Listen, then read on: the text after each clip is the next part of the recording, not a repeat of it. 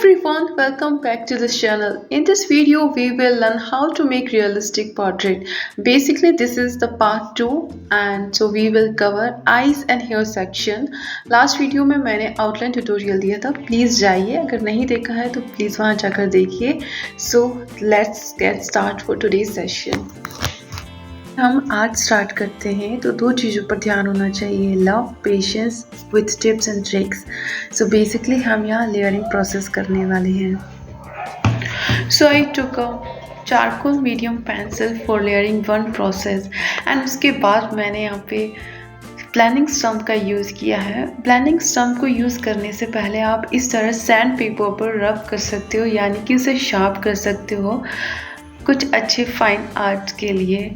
तो जो नीचे का पार्ट है उससे मैं पेंसिल से नहीं किया है, उसे आप ब्लेंडिंग स्टम्प्स की हेल्प से क्रिएट कर सकते हैं जिससे वो हाईलाइट हो. और सेम थिंग मैं सेकंड प्रोसेसिंग में करने वाली हूँ जो कि हम सॉफ्ट पेंसिल के थ्रू करेंगे. तो ये लेयरिंग प्रोसेस का काम है. तो यहाँ हम एकदम से डार्क नहीं करेंगे, एकदम से आप रिच वैल्यू नहीं देंगे. तो आप धीरे धीरे लेयरिंग प्रोसेस में वर्क करेंगे तभी तो रियलिस्टिक इफेक्ट आने लगेगा.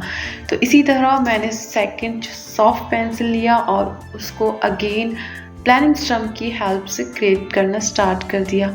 और यहाँ मैंने फ्लैट ब्रश यूज़ किया है. फ्लैट ब्रश बहुत ज़्यादा इम्पॉर्टेंट है. आई थिंक मेरी ब्रश किट में तो मुझे तो काफ़ी पसंद है फ्लैट ब्रश, क्योंकि इससे अच्छे हाईलाइट निकल कर आते हैं. और इससे मैं जहाँ मुझे डार्क क्रिएशन देना, यानी कि मुझे जहाँ डेप्थ देना है वहाँ मैं डार्क वैल्यू पुट करने वाली हूँ, और जहाँ मुझे हाईलाइट करना उस पार्ट को मैं स्किप करने वाली हूँ.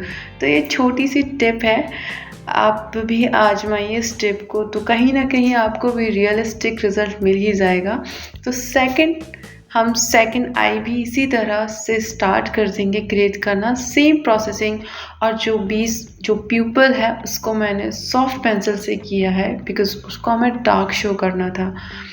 तो हाँ जी, बिल्कुल इसी तरह आप देख सकते हो मैं किस तरह से छोटे छोटे टुकड़ों में उस चीज़ को क्रिएट कर रही हूँ, तब जाके हमारा कुछ थोड़ा बहुत इफ़ेक्ट आने लगा है.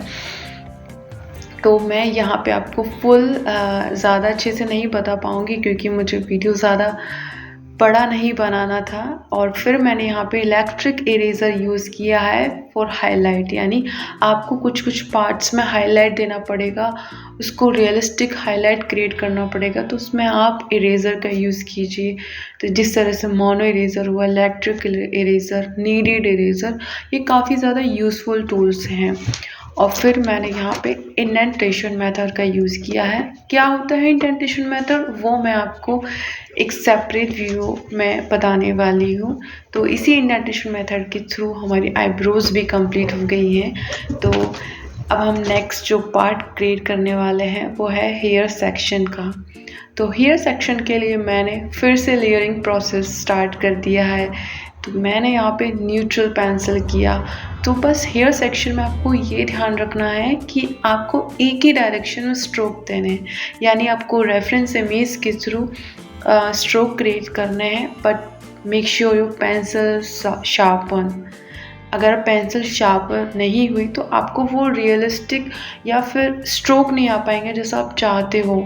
उसके बाद मैं फ्लैट ब्रश यूज़ करूँगी, दैन सेम ही डायरेक्शन में उसे मर्ज कर दूँगी या फिर उसको ब्लेंड कर दूँगी. बस इसका ये छोटा सा टिप है कि आप जिस डायरेक्शन में स्ट्रोक दो उसी डायरेक्शन में आपको ब्लेंड करना है with help of flat brush. उसके बाद यहाँ पे रिच वैल्यू देने के लिए, यानी डेप्थ क्रिएट करने के लिए चारकोल पाउडर मैंने यूज़ किया है.